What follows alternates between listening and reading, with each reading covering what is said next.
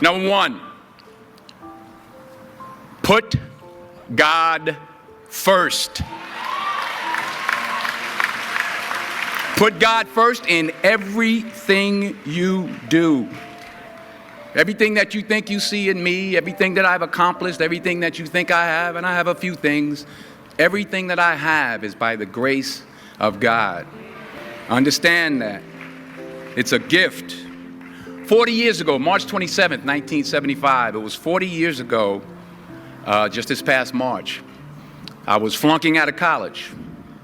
I had a 1.7 grade point average. I hope none of you can relate. I had a 1.7 grade point average. I was sitting in my mother's beauty shop. They still call it beauty shops now? What they call it now?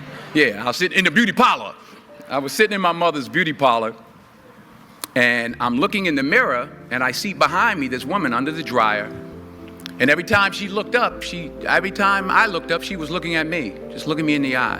And I didn't know who she was, and I said, she said, somebody give me a pen, give me a pencil, I have a prophecy.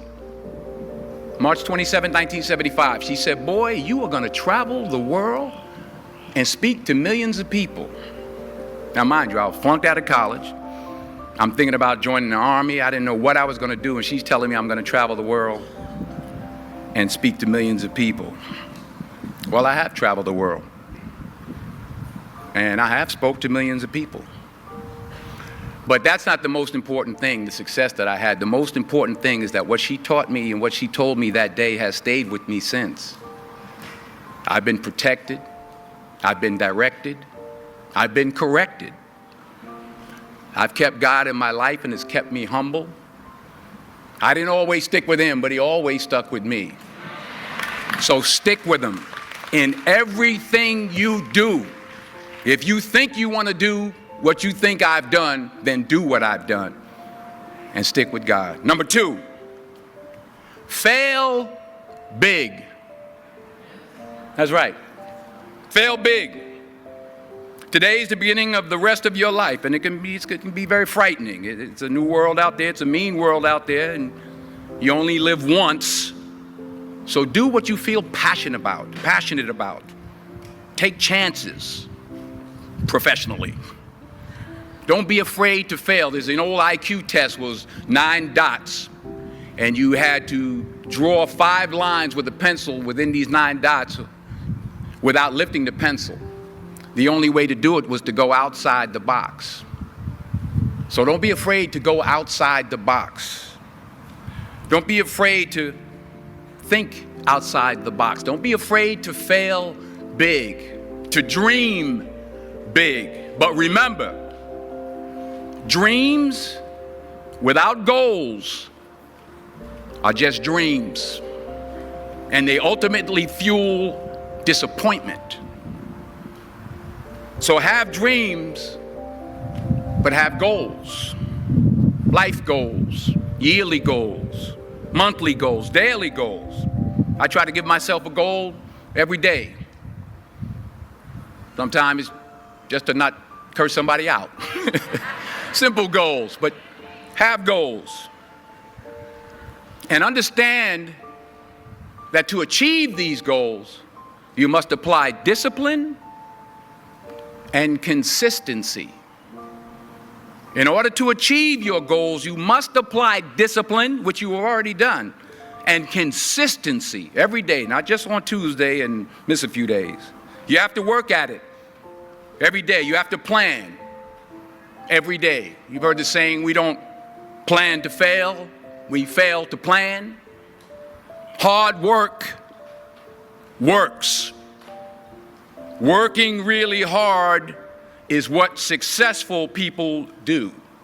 And in this text, tweet, twerk world that you've grown up in, remember, just because you're doing a lot more doesn't mean you're getting a lot more done. Remember that. Just because you're doing a lot more doesn't mean you're getting a lot more done.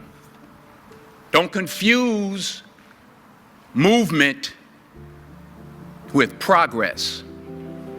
My mother told me, she said, yeah, because you can run in place all the time and never get anywhere. So continue to strive, continue to have goals, continue to progress. Number 3, you'll never see a U-Haul behind a hearse. I'll say it again. You'll never see a U-Haul behind a hearse. I don't care how much money you make, you can't take it with you. The Egyptians tried it. They got robbed. That's all they got. You can't take it with you. And it's not how much you have. It's what you do with what you have. We all have different talents. Some of you will be doctors, some lawyers, some scientists, some educators, some nurses, some teachers. Yeah, okay. Some preachers. The most selfish thing you can do in this world is help someone else.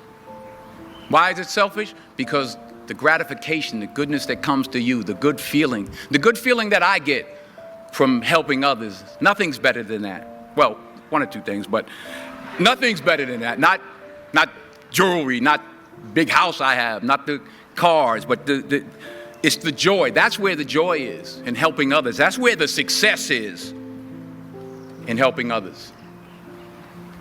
Finally, I pray that you put your slippers way under the bed tonight, so that when you wake up in the morning, you have to get on your knees to reach them.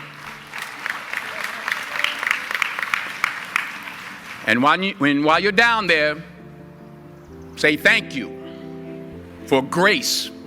Thank you for mercy. Thank you for understanding. Thank you for wisdom. Thank you for parents. Thank you for love. Thank you for kindness. Thank you for humility. Thank you for peace. Thank you for prosperity. Say thank you in advance for what's already yours. It's how I live my life. That's why I am, one of the reasons why I am today. Say thank you in advance for what is already yours. True desire in the heart for anything good is God's proof to you, sent beforehand to indicate that it's yours already. I'll say it again. True desire in the heart, that itch that you have, whatever it is you want to do, that thing that you want to do to help others and to grow and to make money, that desire, that itch, that's God's proof to you, sent beforehand already to indicate that it's yours.